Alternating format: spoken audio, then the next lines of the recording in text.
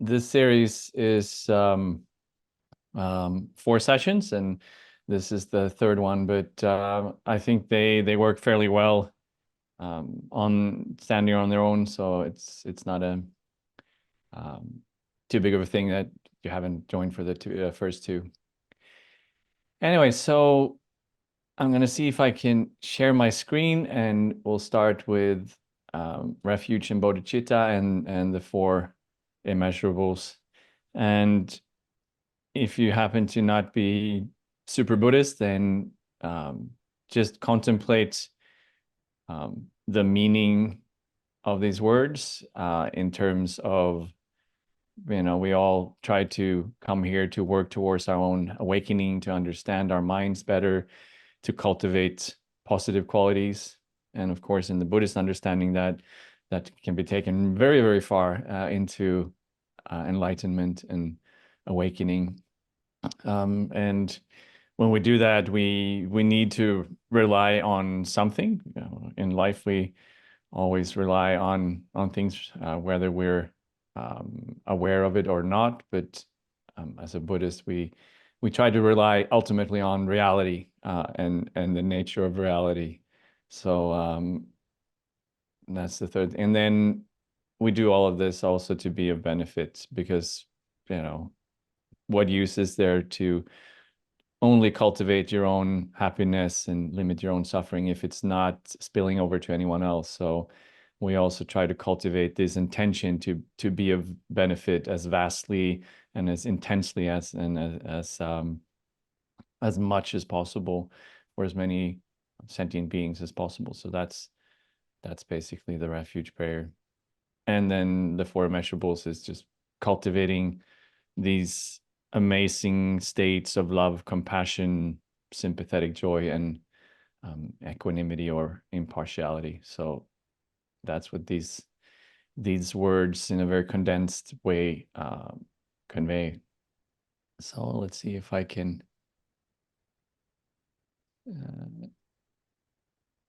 share. Yeah, so you should be seeing. And yeah, I'll ask everyone to mute themselves. Otherwise, we get just a lovely cacophony. And if you want to go along, that's fine. Otherwise, just sit back and listen. I'm going to do it one time in English, the refuge prayer, and then 2 times in Tibetan. So here we go. I take refuge until I'm enlightened in the Buddha, the Dharma, and the Supreme Assembly. By my merits of generosity and so forth, may I become a Buddha to benefit transmigratory beings. Sangye Shodam Soki Shognam La Jangshu Badu Dagni Kyabsu Chi Dagi Jin Sogi Peso Namki Drola Penshir Sangye Drupal Sho Sangye Shodam Soki Shognam La Jangshu Badu Dagni Kyabsu Chi Dagi Jin Sogi Peso Namki Trola Penshir Sangye Drupal Sho. May all sentient beings have happiness and the causes of happiness. May all sentient beings be free from suffering and the causes of suffering. May all sentient beings never be separated from the happiness that knows no suffering. May all sentient beings abide in equanimity, free from attachment and hatred for those held close and distant. Okay, and I'll stop sharing. All right, and then I think just as a way of coming into the session, into this precious present moment, and maybe letting go of some of the things that we're leaving behind, the busy day and all the things we had to plan and fix and worry about. So I think it's good to just do a few minutes of meditation to settle the mind. So just, if it feels comfortable, gently closing your eyes and sitting in a way that embodies alertness and wakefulness, but at the same time, make sure that you're um, relaxed and at ease. And just let your awareness, your attention drop down from the head, like constant, incessant thinking and planning. And just come into the body. Maybe notice if you're um, holding some tension somewhere, allowing your shoulders to drop down. Sometimes we have that little wrinkle between our eyes. See if you can allow that to just soften your face to become smooth.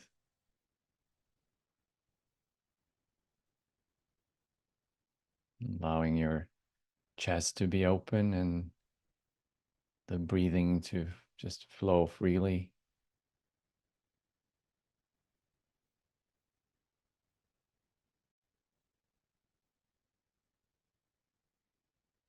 And turning our attention towards the natural rhythm of the breath. So just allowing the breathing to do its own thing, but being really curious and noticing how it actually feels to breathe.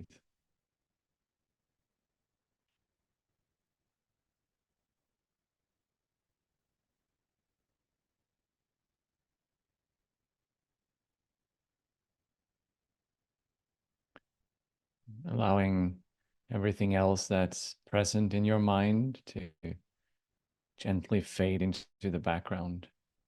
The thoughts, the memories, impulses, mental images.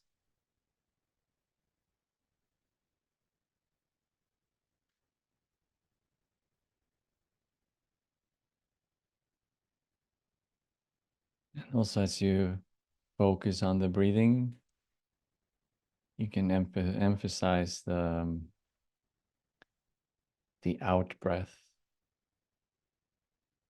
just as a way of releasing, letting go, relaxing.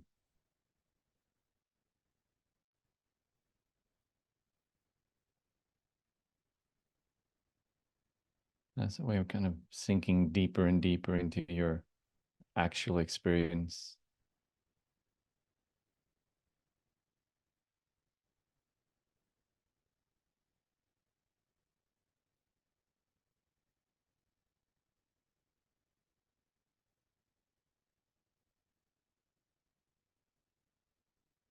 The breath is tangible and real. It's not a conceptual construct, it's here now. You can rest your awareness of that stream of tactile sensations from the breath.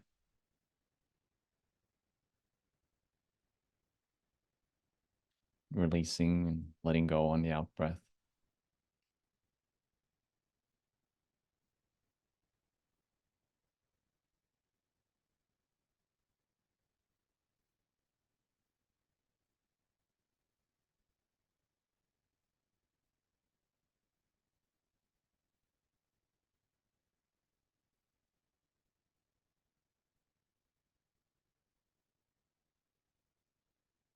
And then finally, releasing the focus specifically on the breathing and just allowing your awareness to become more broad, open. Just noticing the contents of your mind.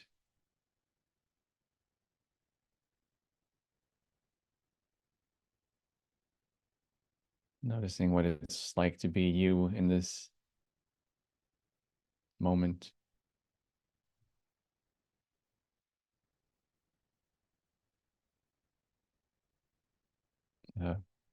Conceptually designated, not inherently existing you that is in fact sitting here and thinking things, feeling things, noticing things, having a mind.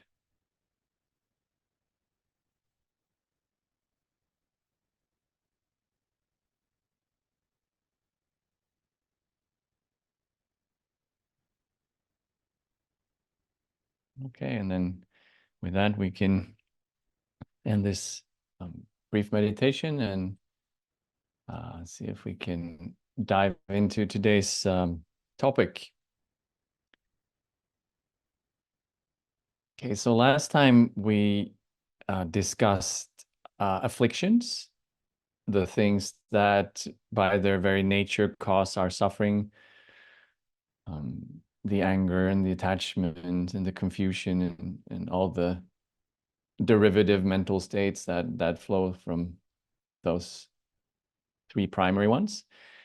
So, and having done that, it might make sense today to move into the positive ones and talk about how we can actually cultivate states of mind like love and compassion, joy, generosity, and so on. But I will save that for the last session. So today we're actually going to become a bit more technical, I guess you can call it. So I just wanted to dive into the mental factors and give a bit of an overview of them. So I was asked what the definition of mental factor was last time. I couldn't really find it in the top of my mind, so I'll come to that today.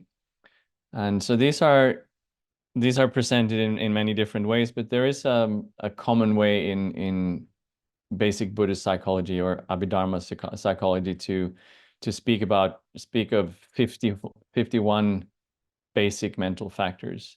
And the definition would be something like that a mental factor refers to specific aspects or qualities of the mind that kind of accompany or go along with and shape the mental state or our consciousness. So the mental factors are those functions and characteristics of the mind that arise in conjunction or together with what's called the primary mind or main consciousness, and influence how the mind perceives and interacts with objects. So to understand that, we also have to be aware of what the primary minds or the primary consciousnesses are. So those are simply there are six. So they're the eye consciousness and the ear consciousness, nose, tongue, body or tactile consciousness. So those are just the five, the sensory data streams, you might call them. So they kind of come in a sense, unfiltered. We can't turn off our hearing. We can't turn off our smell or any of those things. I mean, we can turn our attention away from them so we're not aware of them, but they're always going to provide us with a stream of non-conceptual consciousness coming from their primary object. So we'll be seeing shapes and forms, we'll be hearing sounds, we'll be feeling tactile sensations and so on.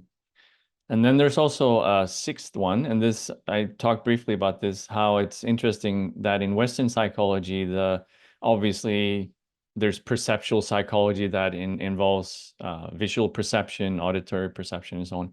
But in Western psychology, we don't really have the mind consciousness, which is the sixth mode of apprehension in Buddhist psychology. So that's basically just perceiving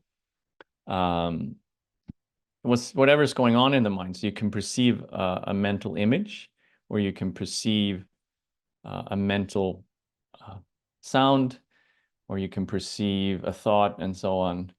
So it's basically like looking at something, but what you're looking at is a mental object, and that's also this kind of primary data stream or input stream or primary mind.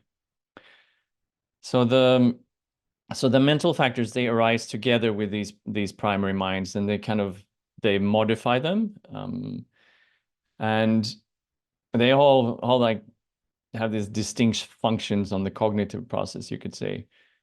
So for example, some mental factors might be responsible for focusing attention, others for recognizing a specific object, other will generate a specific emotions.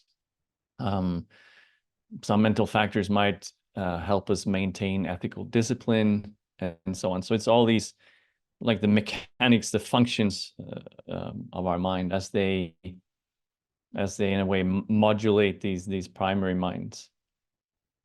And some of them, so one way of categorizing the mental factors is that some of them are omnipresent, or they're always there. They're accompanying every single moment of consciousness.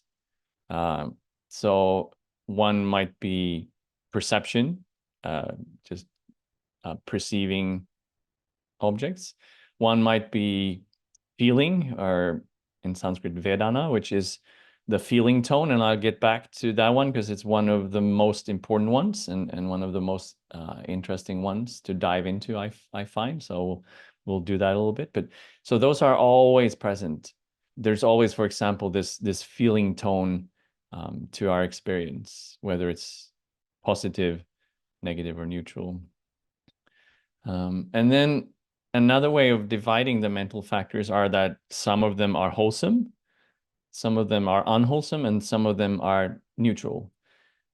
So the wholesome ones, they contribute to spiritual progress and well-being for ourselves and others, while the unwholesome ones lead to suffering and also the generation of negative karma. So the afflictions that we talked about last session, those would be unwholesome mental factors because they make us suffer in the present moment. They make us suffer in the future, and they cause us to inflict suffering on others. So those are the mental factors that we kind of want to avoid or eliminate or transform or purify the mind of.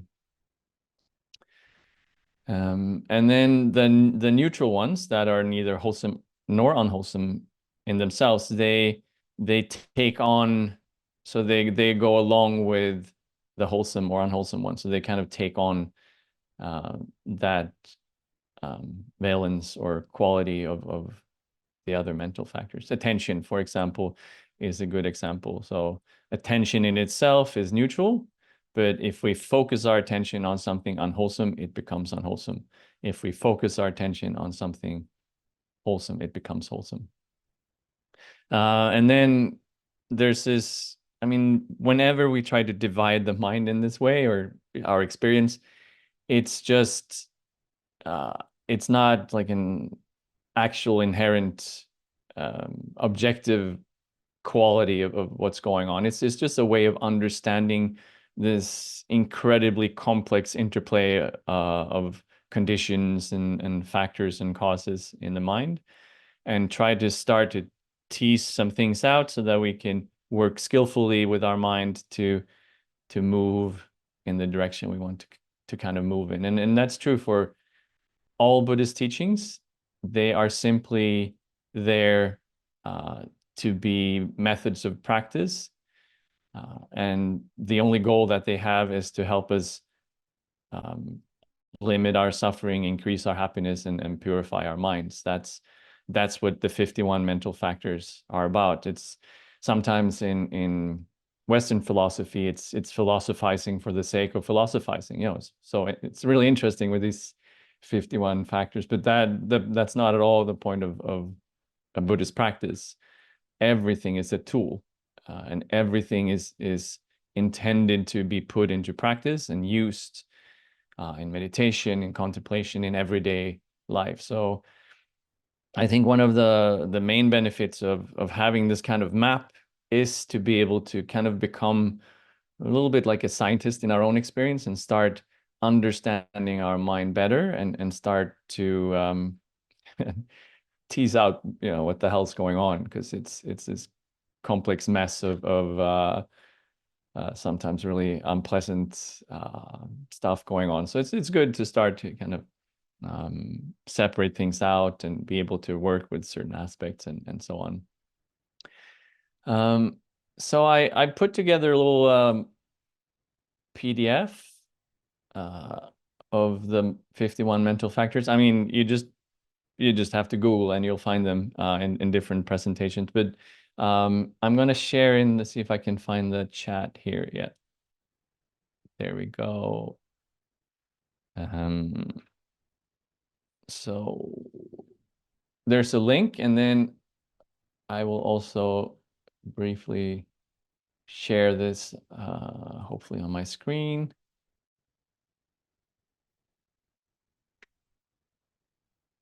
So yeah, here they are.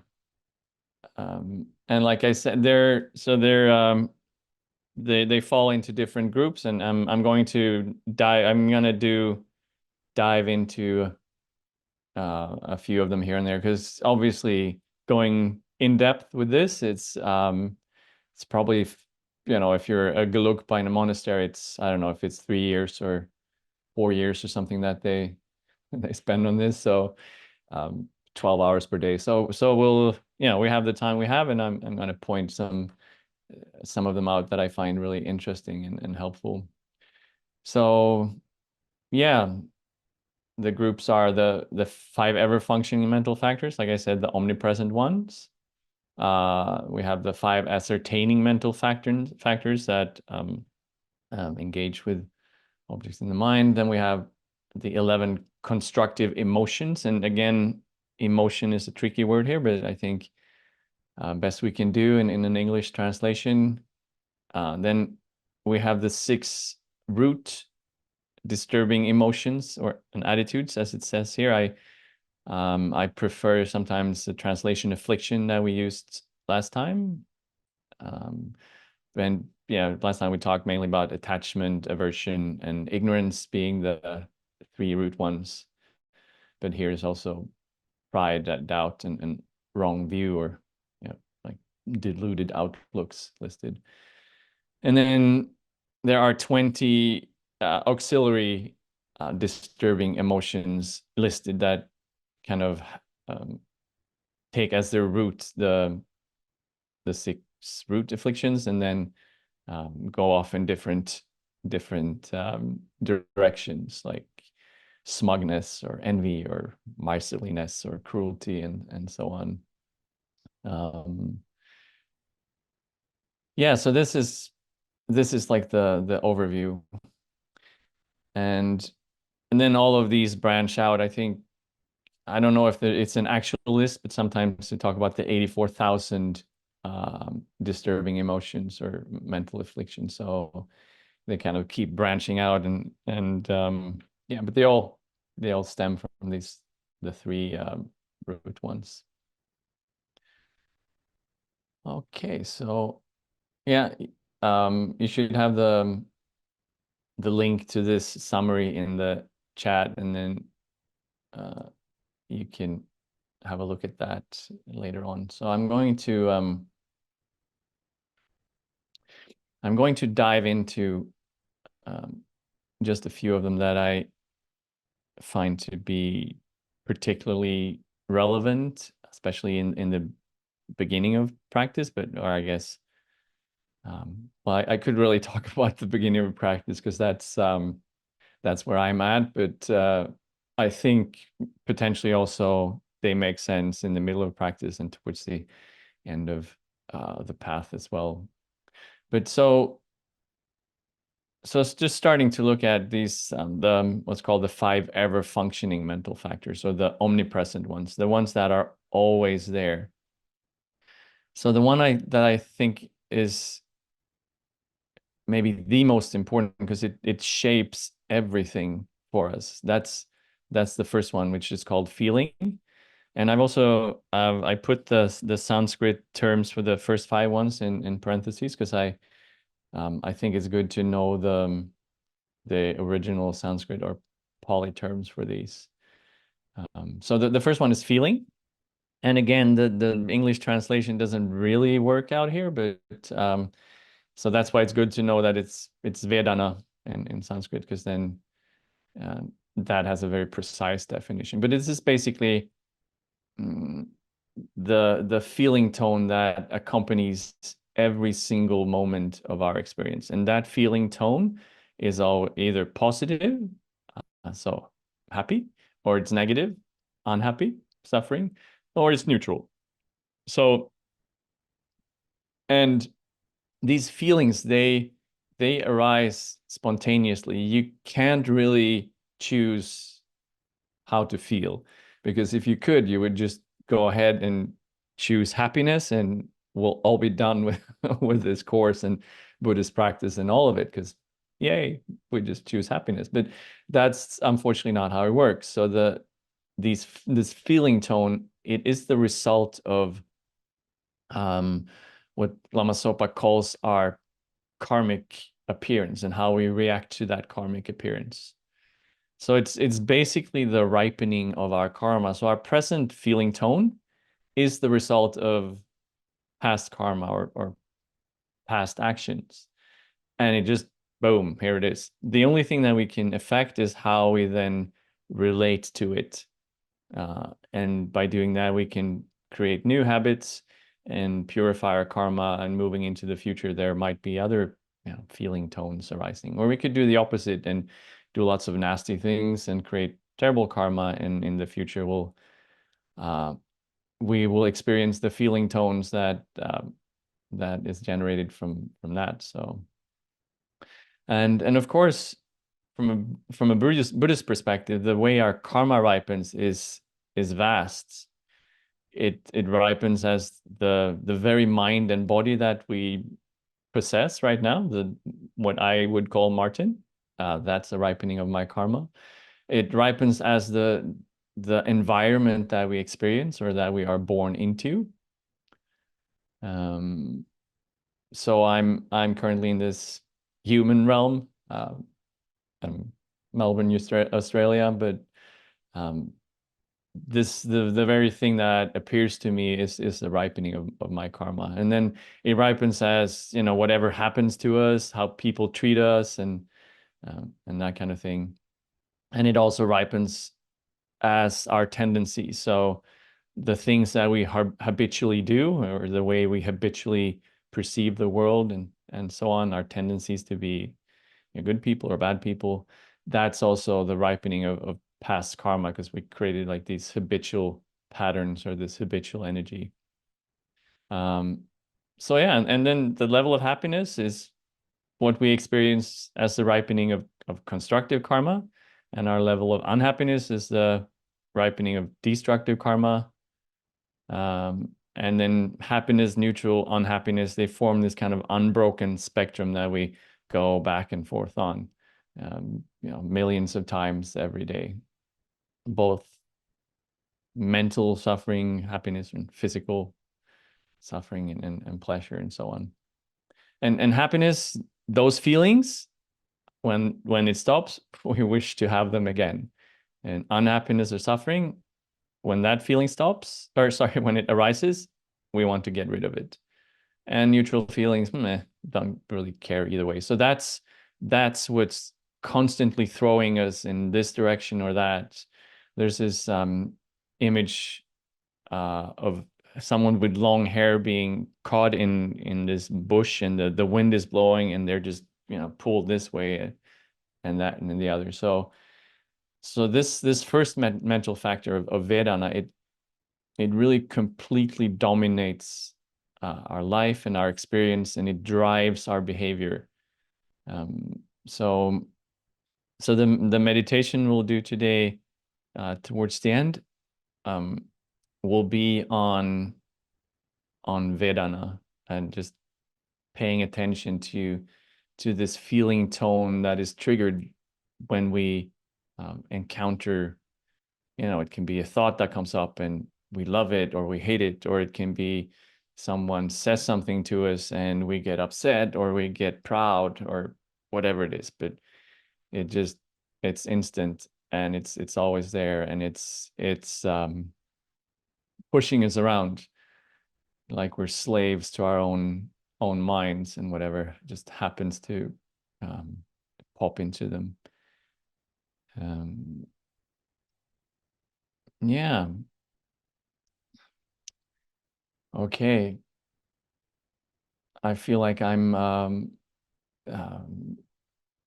saying lots of words again. So I will do what I try to do sometimes and just have a brief pause there and see if any questions or comments or concerns have come up so far. Is it making sense, the model to this point?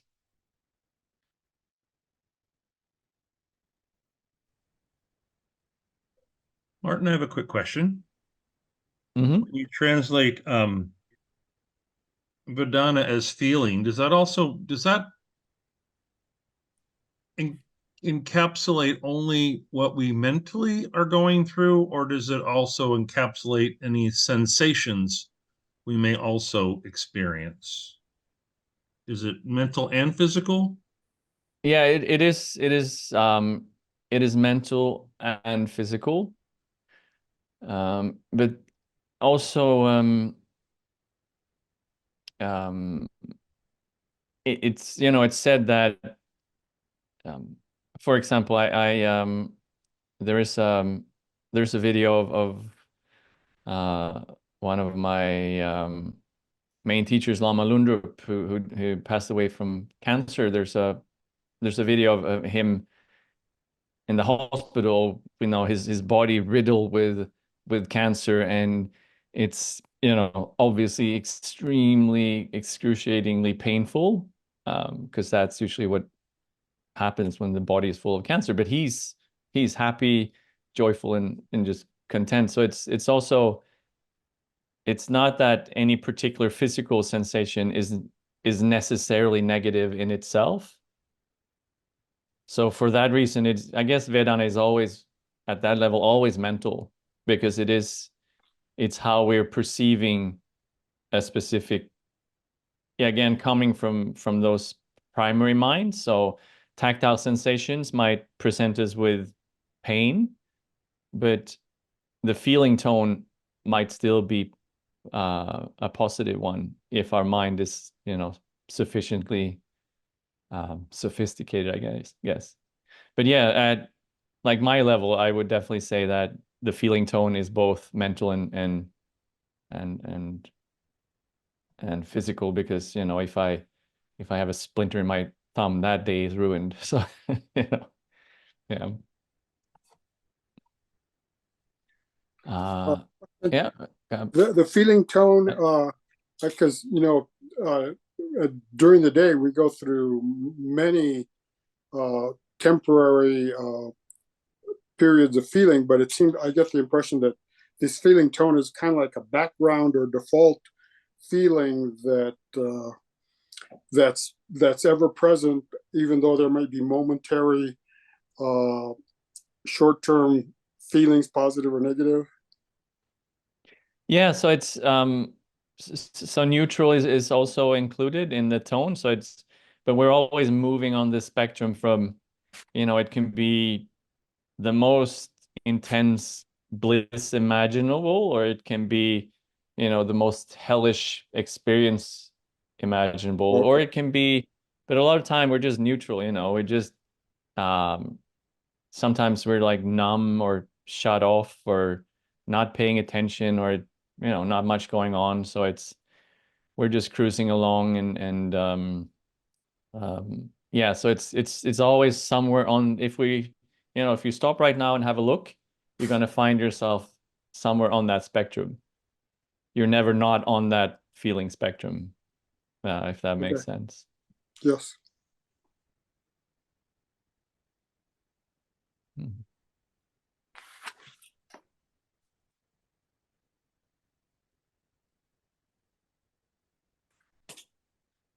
Okay. Yeah, good questions. Um, so I'll carry on for a bit. Still on uh, still doing these ever functioning mental factors. So Vedana, super important, and I think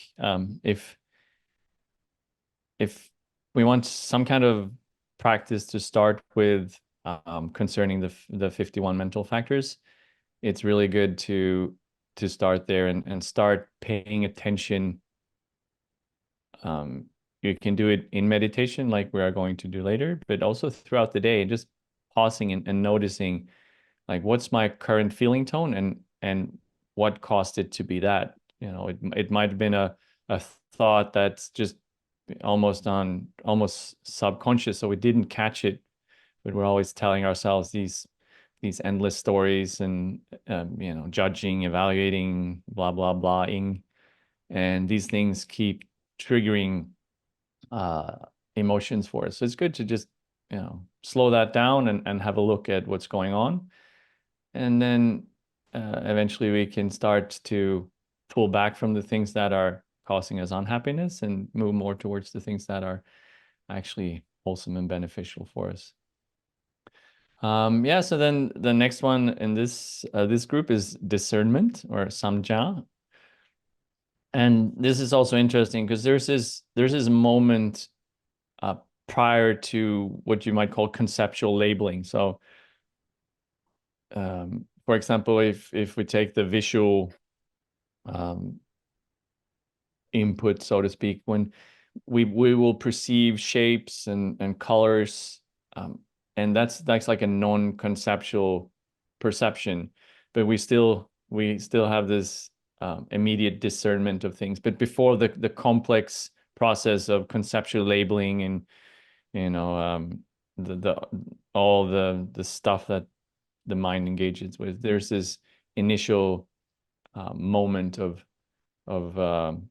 like more pure perception and discernment, which is also really interesting to start to pay attention to what is that moment before all the concepts and judgments and labeling kind of kicks in, like and dislike and so forth.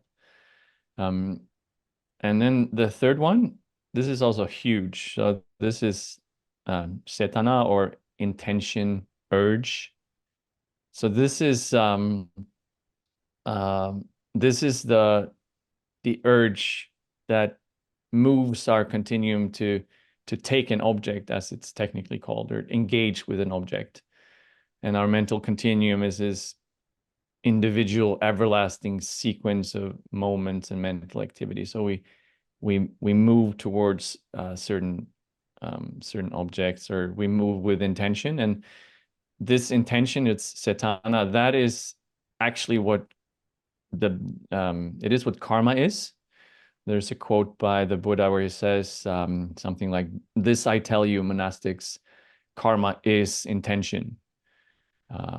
So these urges, that's what causes us to think certain things, to have certain thoughts.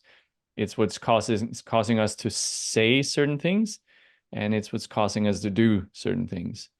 And that is what karma is. So, like, again, it's in relation to karma, it's really good to start to start being ethical and prevent ourselves from hitting people or lying to people or stealing people's stuff, misusing sexuality, and all of these obvious known virtues that are listed. But that's a very gross level. It's amazing to stop doing those kind of things, but it's also incredibly interesting to pull it all the way back, to start to observe these urges, these intentions as they arise in the mind and cause us to do these things in the first place. So everything has its genesis in our mental continuum as these cetanas, or these urges, these intentions. So for that reason, it's really good to start to pay attention to them. And if we can catch them already when they're just these little like blips on the radar screen, then yeah, I hear what you're saying, but yeah, let's not do that particular thing. So it's so the more we can do that with nuance and detail and discerning wisdom, that's also very, very powerful. Yeah, then we have contact, or sparse side. don't think I'm going to say that much right now. It's what's called the contacting awareness, which that's when the object of our minds are contacted and distinguished as positive, negative, or neutral, which is then the foundation for experiencing them as happy, unhappy, or neutral. And then number 5 is attention, or manaskara. And this is also a very, very important one. So this is the cognitive engagement, to pay some level of attention to an object, from little attention to very much. And there's long lists of what kinds of attention we can pay and so on. But this is also, so the cultivation of this quality, and then other related mental factors like concentration and so on. That's the foundation of what's called shamatha practice, or calm abiding practice, which is something I've decided to not go into in these 4 sessions, because that's like a huge foundational subject in itself, training the mind to actually pay attention and have this ability of wherever we place that attention, it stays there. And obviously this day and age, that's something that is being seriously challenged, with the smartphones and I mean, there's this whole thing, they call it the attention economy, where everyone is paying billions of dollars to kidnap our attention and bring it towards their ads, basically, I guess. So this is a huge one. Where is our attention in every given moment? What are we paying attention to? Because what we pay attention to, that becomes our very reality. That's also the thing that will grow. Those are the habits we will form. And the things that we, move our attention away from, those things will not be our reality, not be our experience, and they will not be the habits we shape and form. So it's kind of a big one, but we'll have to do that one in a whole different course, I guess. Yeah, so I won't be, I just thought I'd go through the first 5 ones, the ever functioning ones, each one of them, just mention them briefly, but then, yeah, there are too many of them to have the time to do that with all of them.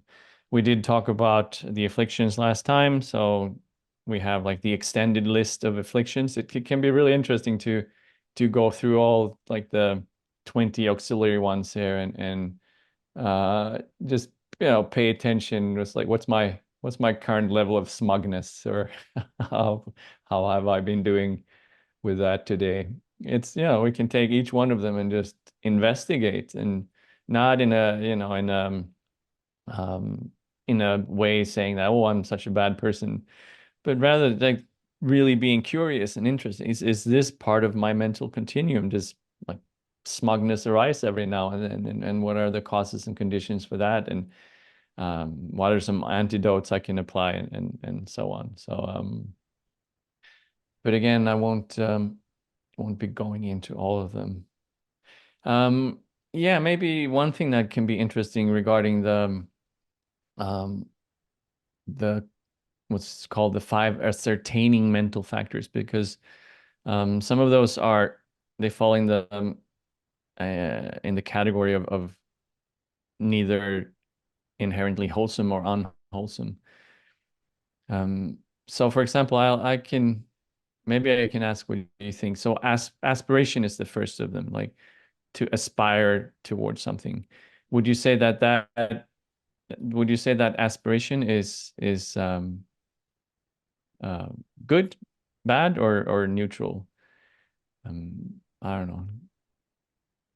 If we had more time, I'd give you some time to maybe discuss that among yourselves. But I'll just throw it out there and see if someone wants to have a crack at it. Is aspiration wholesome, unwholesome, or neither? What would you say? I think it's I either think it could both be or both. All neither. three. Go ahead, Maura. Oh, well, it can be both. It depends on what you're aspiring to or for, right? I mean, some Yeah, people want to aspire to be a really good thief so that they could, steal something really precious and think they're really good about it. And other people could aspire to just be helpful and kind towards other people. So it could be either one. yeah, that's spot on. And it's interesting because in um, everyday language, I would say that aspiration has this kind of positive connotation, and so would having conviction, which is the second one. But and even mindfulness, there's so much talk these days about the benefits of mindfulness, and of course there are. It's more complex than that because mindfulness in this context is simply the ability to bear something in mind, um, and it's actually neutral from an ethical perspective. And again, uh, just like you pointed out, Lorna, it's what we do with it that colors it. So you can be an extremely mindful thief or a mindful sniper. Snipers definitely need mindfulness, otherwise they'll get confused and not do their dirty business properly. So yeah, it can be bad. Yeah, so what was I saying? Aspiration. And yeah, I think this I might mess this up and be confused, but I think the Pali and Sanskrit word here is chanda, which also sometimes is translated as desire. So and desire is something in that's supposed to be bad in Buddhism. You're not supposed to um, desire things, but that's actually a misrepresentation of the Four Noble Truths, I guess, because if the desire is for awakening, for example, then you know uh, by all means go ahead and desire all you possibly can, because that's an amazing thing to strive for. Um so it's not inherently either good or bad. um yeah, and then we have the 11 constructive ones. I won't go into them. Just there are a few things that's interesting to point out with them, maybe. And one is the number 2, which is again a constructive or positive mental state, and it's shame. And certainly in Western psychology, shame is not considered good at all. And as a psychologist, I can definitely um, see where they're coming from. So it's really it's really important to have the translations and the definitions right, because shame in the sense of guilt or um, directed towards yourself, I'm such a bad person, and that can cause tremendous mental distress and suffering. So that's not a wholesome mental state at all. But the shame here is referring to, which also is there in I put in parentheses, what you can call moral self-dignity. So just, and one way it's expressed is the way I'm behaving now. How would a wise person look at that? So if the Buddha was in the room or the Dalai Lama was there and I was doing something, would they approve, basically? And if I'm behaving in a way that they wouldn't approve of, then I should have the self-decency and the shame to stop that behavior, and I should care about um, how that behavior is actually affecting myself and others. So having shame in that sense is very good, because it's preventing us from doing unwholesome things, basically. And then decency is connected to that, but that's more how our actions and affect and reflect on others.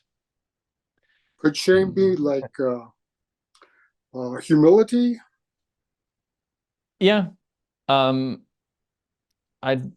so humility is that is like the antidote to pride. Right. So it comes not here in this presentation, but so pride being one of the root afflictions, and then humility being the antidote to pride. So a very, very good thing to cultivate it as well. And that also points to something that these 51 are in no way exhaustive. It's again, they are indications on how to practice. So they're ways of paying attention to our own minds and working with our minds. And so they're so if if a scientist saw this, they might complain and say that, oh, you're missing this and that, and this could be this and that. But no, it's not meant, I think, to be an exhaustive list in that way, but rather point to important factors in our mind. Yeah, and then I thought I would just mention also, so this is different in different lists, and definitely in the Theravada presentation of the mental factors, it's always non-attachment, non-hatred, non-delusion, rather than saying, for example, renunciation, love, and clarity or wisdom. So they're always, so the mental factor is described as non-hatred, for example, rather than saying love. And I find that interesting for a number of reasons. So first of all, it's they're more neutral and open-ended, I could maybe you could say. So they describe the absence of unwholesome states rather than the presence of a specific wholesome state. So the cultivation of these positive states, they begin with the identifying the negative ones and transforming and removing them. So we're looking for non-hatred initially, and it's also this gradual development. So love can be limitless. It's you can cultivate it to a degree where it encompasses all sentient beings and it is this completely impartial, radiant, amazing state of mind. And I think non-hatred um, is not necessarily all the way there. So it's more focusing on removing the obstacles on all levels of practice, regardless of where we are. We can relate to non-hatred, but it's maybe more difficult to relate to universal loving kindness. And then also by saying non-hatred, because we can also have this tendency to get attached to certain the concepts of certain qualities like love, compassion, or other beautiful mental states, and we get all attached and clingy to the idea of them. So saying non-hatred might also counteract that kind of tendency. And also non-hatred includes all mental states that are free from aversion. So for example, patience, kindness, equanimity, and non-attachment or non-clinging encompasses generosity, but also contentment, simplicity, letting go. So there's like non-clinging in many many of these mental states, even though maybe renunciation would be the most obvious word to use if we didn't use non-clinging.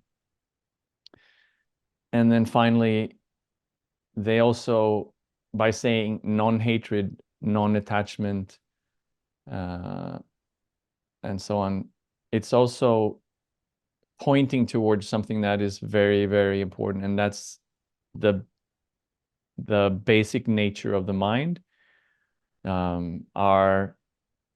which I talked about, I think, in the first session, like this essential Buddha nature or clear light mind that is in itself already perfect. So it's so that's if there's really no obscurations there's complete non-hatred, non-aversion, non-clinging, non-confusion, then what will radiate forth naturally is love, compassion, and wisdom to the nth degree. So that's also, I think, one of the reasons why they're described in this way. Yeah,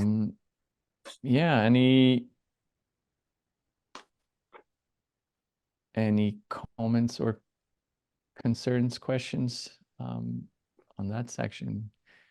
So I'm not going to go into more detail about the specific mental factors from here on. Martin, Yeah.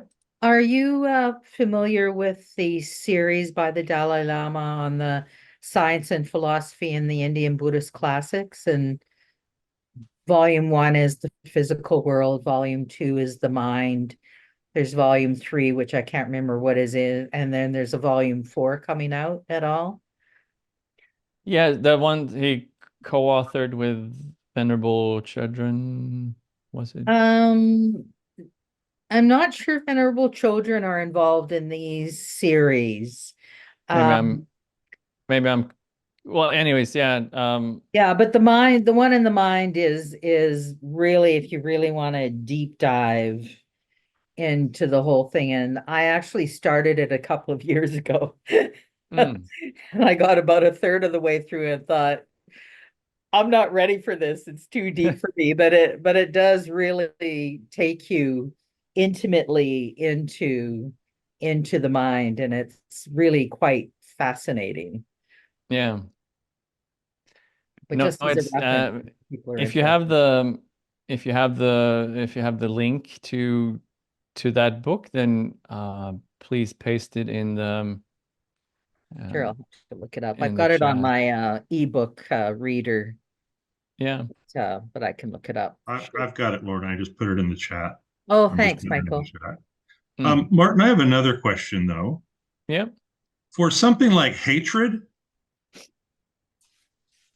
can hatred ever not be is it okay to have hatred for an idea like racism or something like that, or for an action like theft, and is that okay, or is that not okay because it's still too strong and it shows potentially an attachment? Yeah, that is a very, very, very good question. And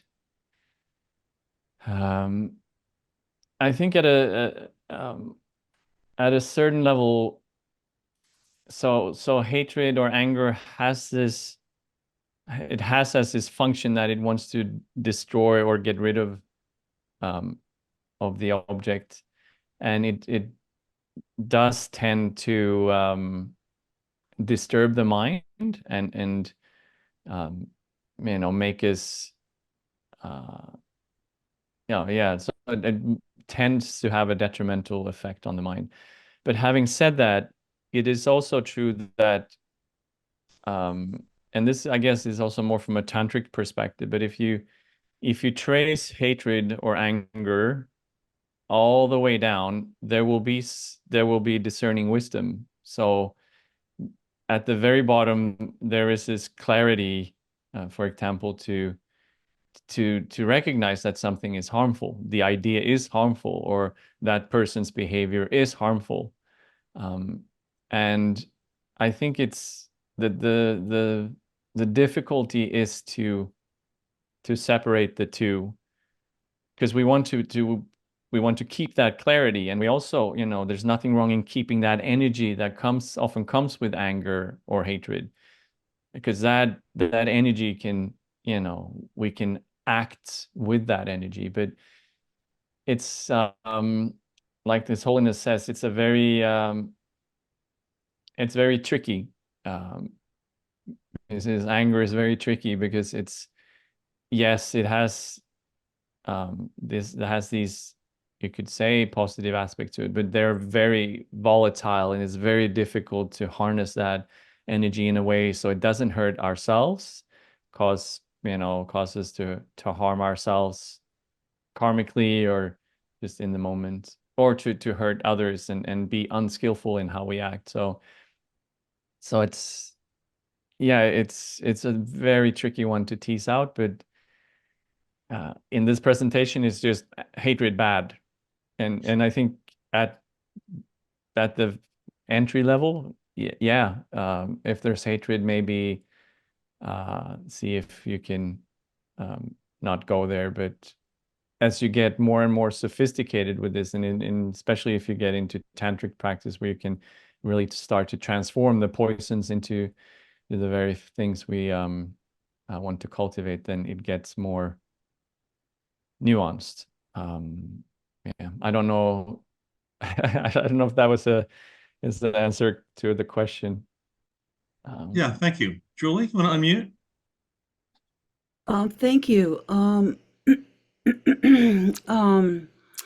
Martin, I really wanted to thank you for your elucidation around, for example, hatred, non-hatred, attachment, non-attachment, versus the other kinds of words we might use. Um, and all of the reasons for choosing the more neutral terms. Hmm. That really actually opened me in many ways, intellectually, and many ways, deeper and deeper and deeper, because I think what you were saying is that to drop the preconceptions and to open ourselves to the neutrality, you know, of and then of what could be, right? And just see. If I say hatred and non-hatred, and then just see what that is about, how that manifests.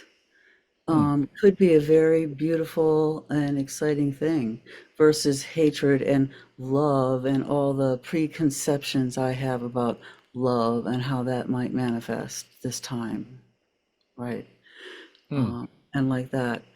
And so I just got a real, actual kind of thrill from you elucidating about that. I wanted to thank you for that. Wow. Yeah, I'm glad that that was helpful. Thank you. Susan? Thank you. Martin, would this be an example of the kind of maybe danger of even associating with hatred? The example is during the Vietnam War, Buddhist monks sometimes burned themselves alive in protest of the war. Now, they hated the war so much. Was that like a negative energy that carried them to do what they did in protest? Yeah, I know that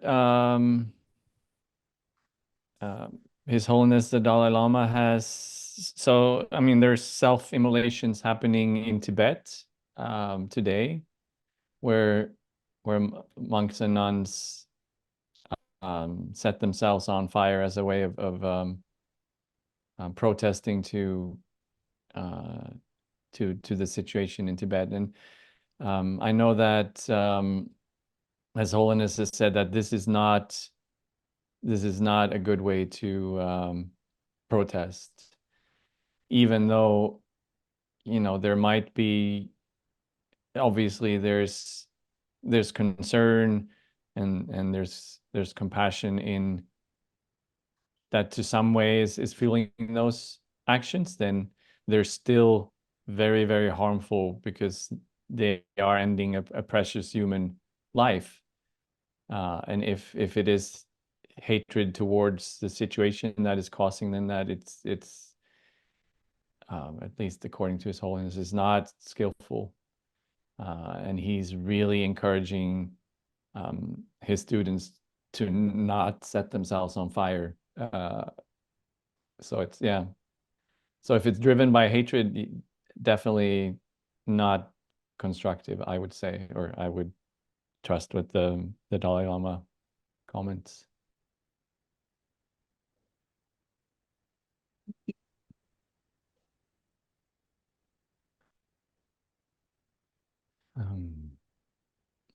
Okay, so yeah, I thought we'd I promised a little bit of meditation at the end. I think it's good to get practical, and um, the mind is the laboratory, as Lama Yeshe said. That's where the work happens. So see if we can again just find a comfortable sitting position, just where we feel supported. We're being carried by the chair or the cushion. Even if it were to lay down, we would be carried and supported by the ground. So see if we can just feel how we release the weight of our bodies, just release that into the ground and allow ourselves to be carried, supported, almost like a sense of firmness, stability, like a mountain that is fully supported by the earth and not going anywhere. So really relaxing into and releasing, letting go in a sense.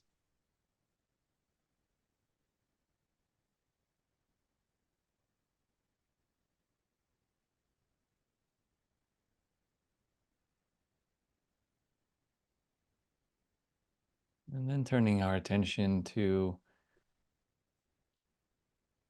the entirety of our experience.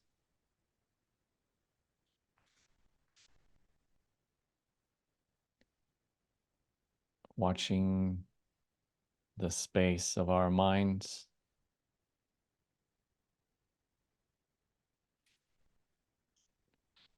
This is the space where everything we've ever experienced and everything we ever will experience happens.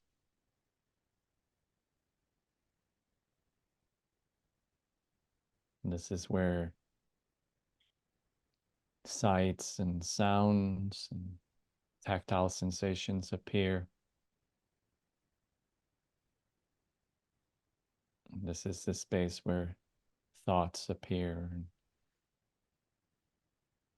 mental images, impulses and urges and memories. All of these things are appearances to mind.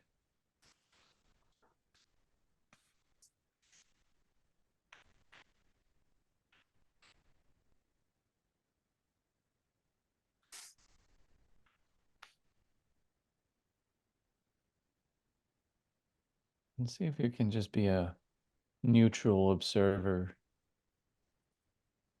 taking what's sometimes called the backward step, metaphorically stepping back and disentangling yourself from all these things and just watching them, paying attention,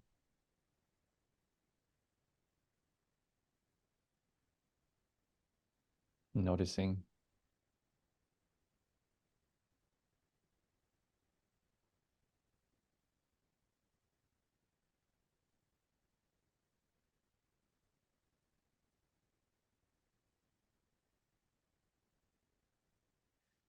One metaphor would be, imagine yourself being an old man or an old lady sitting on a park bench, and you're watching a playground over yonder with kids running around and hollering, and parents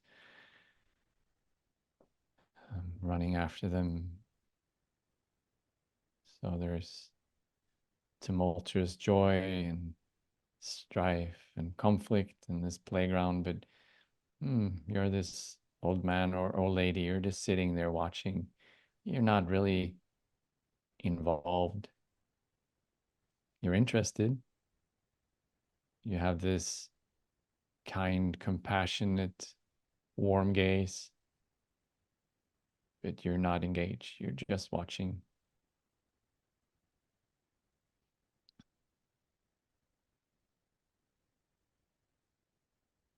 Let's see if you can watch your own mind like that.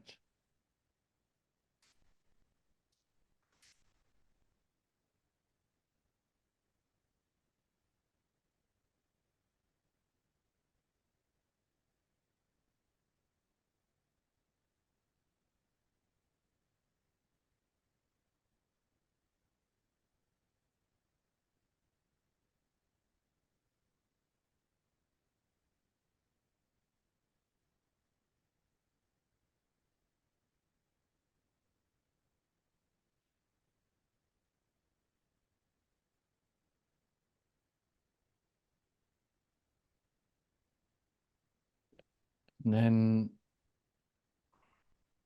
see if you can specifically pay attention to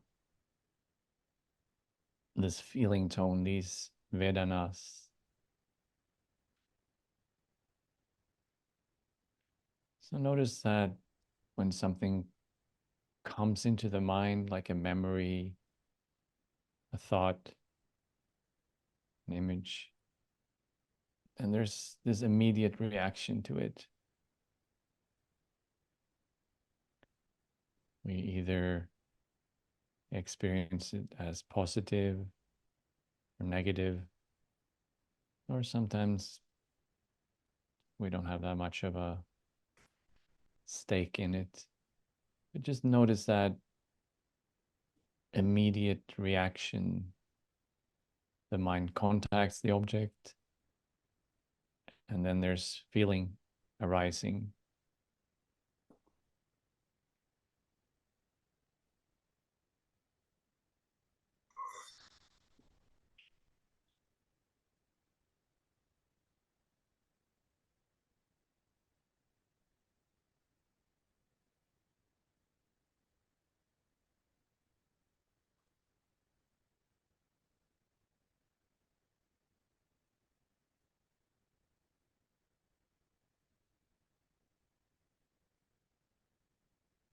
Maybe the memory of someone being nasty in traffic earlier today comes up, and we tighten.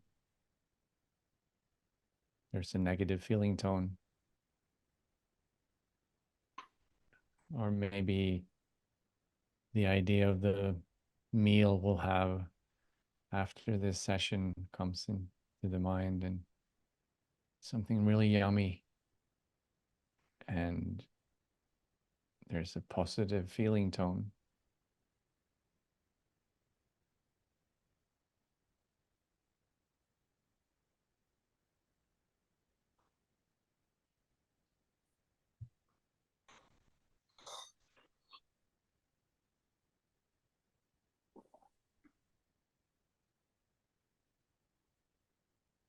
So that which comes into the mind, that's the ripening of karma. Those are your karmic appearances. And the feeling tone that accompanies it is automatic. Just watch it as it unfolds.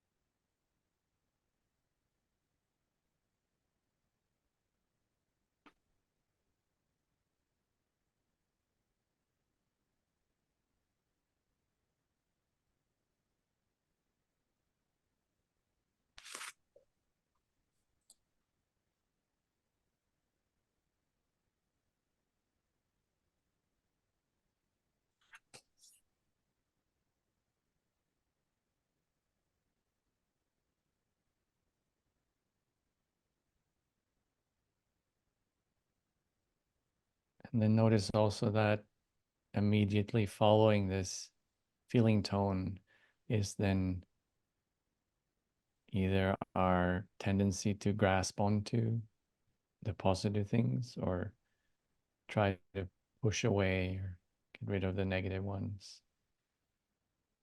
So if we experience a few moments of bliss in meditation, we want more of it, we grasp.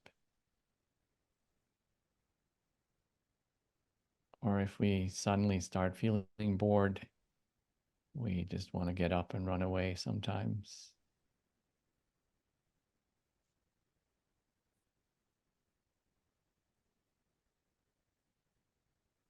Just allow whatever happens in the mind to happen.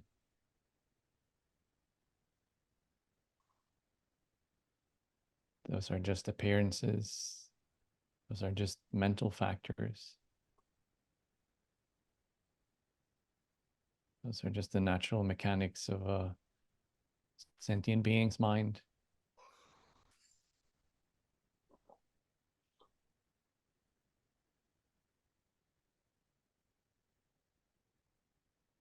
So see if you can watch it with curiosity, kindness, openness.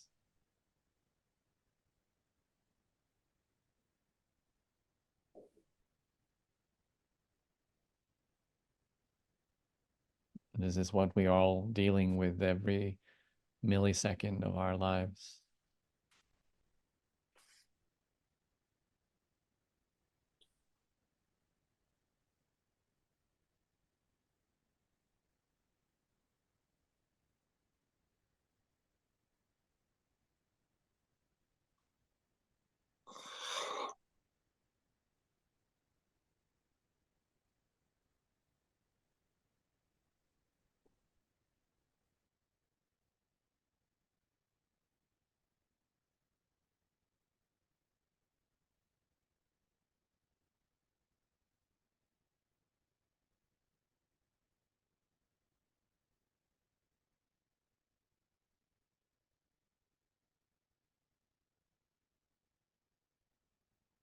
And then finally, just let go of any specific instruction, any mental exertion, and just allow yourself to rest for a moment, releasing everything.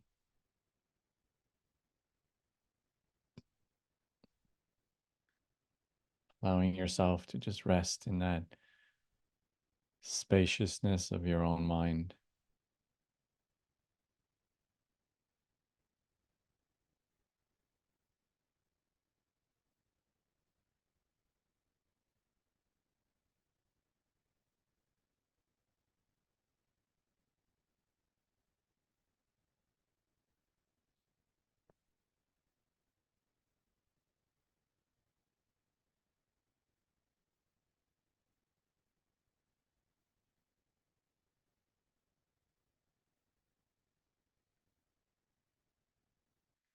And then we can end this meditation and return our attention to Zoom and the final minutes of this session.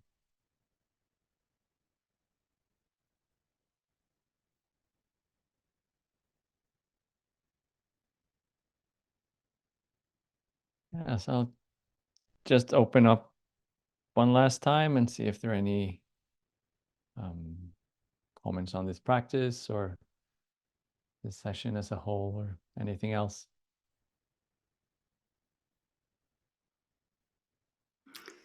When will you be teaching on the concentration? um, when someone invites me to, I guess. Yeah, that's but I hear you. That's it Just is a little, kind of just a little foundational. teaser. Just a little Sorry? teaser. Just a little teaser. Hmm. Yeah, Send a it's request to Venerable Dundrup. yeah. I'm happy to return and teach some shamatha. It's very dear to my heart, and something I am working on myself every single day.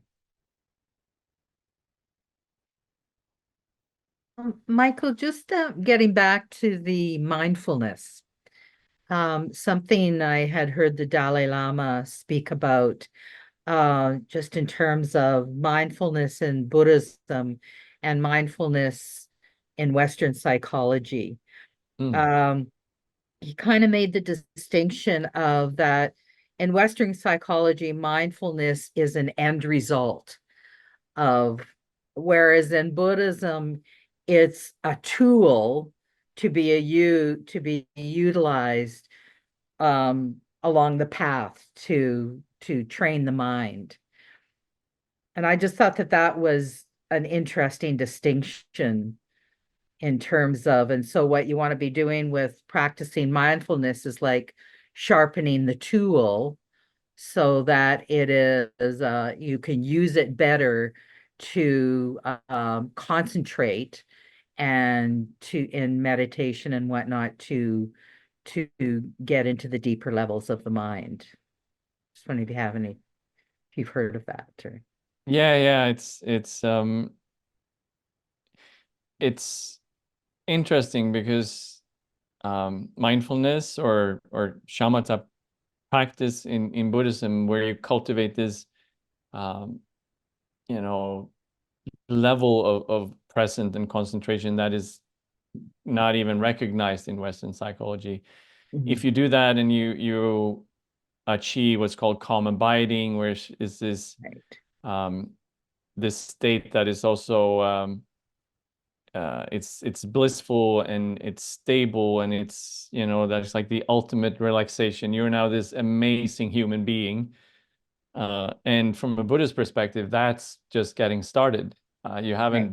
haven't really moved a millimeter or an inch, I guess, on your side of the pond, um, towards enlightenment. I'm Canadian, so we do metric. Okay, there you go. Yeah. So you haven't moved a millimeter then when you and you've achieved calm abiding towards enlightenment. But you've done the necessary first step, because without it, there's no insight, there's no wisdom, there's no path.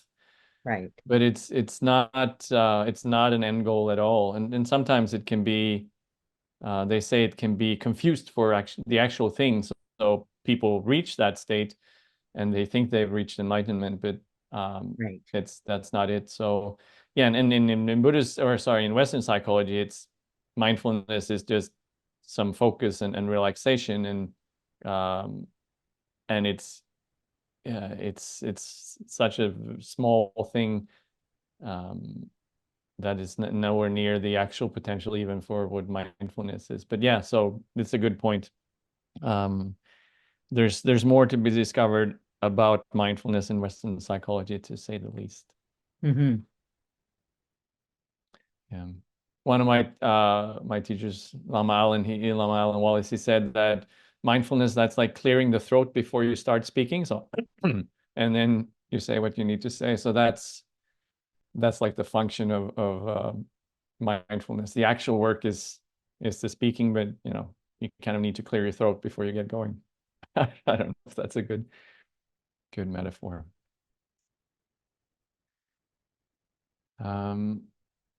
Yeah, but I guess when we try to do this meditation, we do very quickly realize also why it's good to cultivate mindfulness and concentration, because it's very, very difficult to stick with the instructions. Um, it, it just the mind just kidnaps us. It takes us all over the place. Well, particularly relating back to your earlier comments at the beginning of the session, where our attention is being diverted all the time in day-to-day Yeah. life, and so much more with the internet and social media and whatnot, everything trying to grab our attention, that even just practicing mindfulness to stay focused for long enough um, is tremendously useful, even just on that Mm. level, in that context. Yeah.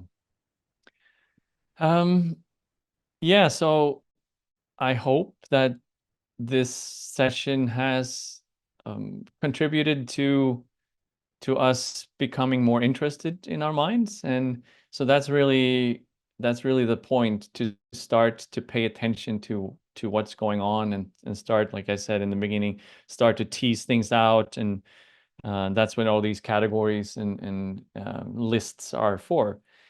So we want to purify our minds in the sense that we identify what is wholesome, and then we cultivate that, and we identify what is unwholesome, and then we kind of pull back from that. So just becoming curious, like a scientist of our own experience. And if we can do that, then we can wake up more and more, and we can become more loving, more wise, more compassionate people. And if we do that, then we can be of benefit to others, we can be of real service to others, and we can contribute to the lessening of other suffering, and ultimately maybe help them to enter the same kind of path that might lead them to more clarity, and more love and more understanding as well. So if this session contributed to any of that, I'm super happy, and well, let's dedicate whatever positive energy came out of our time together to our own awakening, and to the awakening of all animals, all people, all beings, wherever they exist throughout the universe. And with that, I say thank you, and I will see you for the last session and this course next Monday. So bye, everyone. Take care. Great. Thank you, Martin.